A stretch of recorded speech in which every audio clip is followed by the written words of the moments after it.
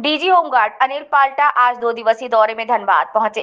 Circuit house में उन्हें guard of honour दिया गया। इस दौरान उन्होंने मीडिया से बातचीत में कई महत्वपूर्ण बातें साझा की। उन्होंने कहा, फायर सर्विस एक्ट झारखंड में लागू हो चुका है।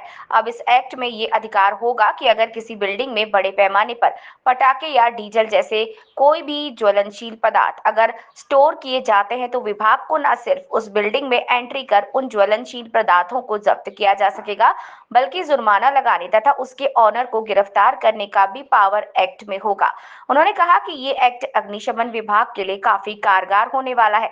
चूंकि एक्ट लागू हो जाने से अब अग्निशमन विभाग के प्रभारी को एसएचओ के समान अधिकार मिलेगा, जिसमें अगर कोई भीड़ अलग लगने के बाद कोई भीड़ अगर दमकल की टीम की कार्यवाही में बाधक बनता है तो फाइन लगाने और जरूरत पड़ने पर अरेस्ट करने का पावर भी होगा।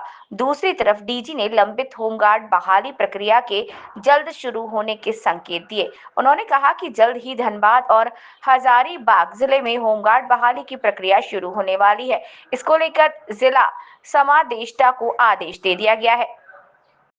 इसके अलावा पिछले दिनों हुई गड़बड़ियों को लेकर भी उन्होंने कई दिशा निर्देश जारी किए। डीजी सोमवार को गृह रक्षक और अग्निशमन विभाग दोनों ही डिपार्टमेंट का निरीक्षण कर वास्तु स्थिति का जायजा लेंगे। Manjay Kumar, bureau chief, Jharkhand. अभी पिछले साल 2024 में फायर सर्विसेज एक्ट लागू हो गया झारखंड में। अभी रूल्स बन रहे हैं, तो उसमें डिपार्टमेंट को बहुत अधिकार दिए गए हैं। उसमें है कि अगर किसी बिल्डिंग में कोई फायर हैज़र्ड मटेरियल रखा हुआ है, मान लीजिए किसी ने अपने घर में पटाखे रखे हैं, डीजल स्टोर किया हुआ है, तो विभाग को पावर है अब उस बिल्डिंग में एंटर करके और उन सामानों को जब्त करके और उसके मालिक के खिलाफ कार्रवाई करने का। कार्रवाई में अरेस्ट का भी पावर है और फाइन लगाने का भी पावर है।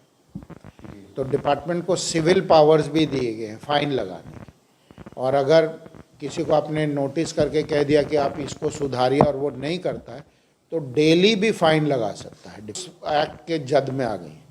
अब हम लोग जैसे जैसे एक्ट इम्प्लीमेंट होता जाएगा तो हर एक बिल्डिंग पर नियंत्रण हो जाएगा विभाग का।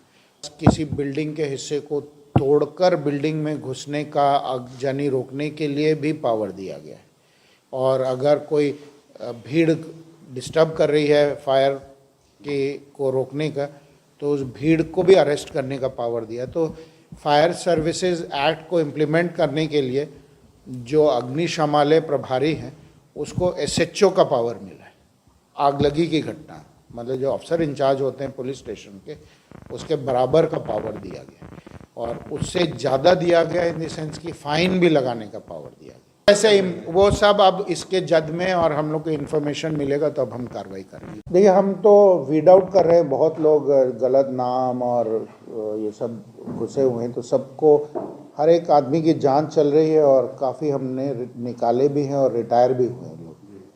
तो पेपर वर्क को इम्प्रूव करके और जितने ऐसे इम्पर्सोनेटर्स थे सबको बाहर कर रहे हैं।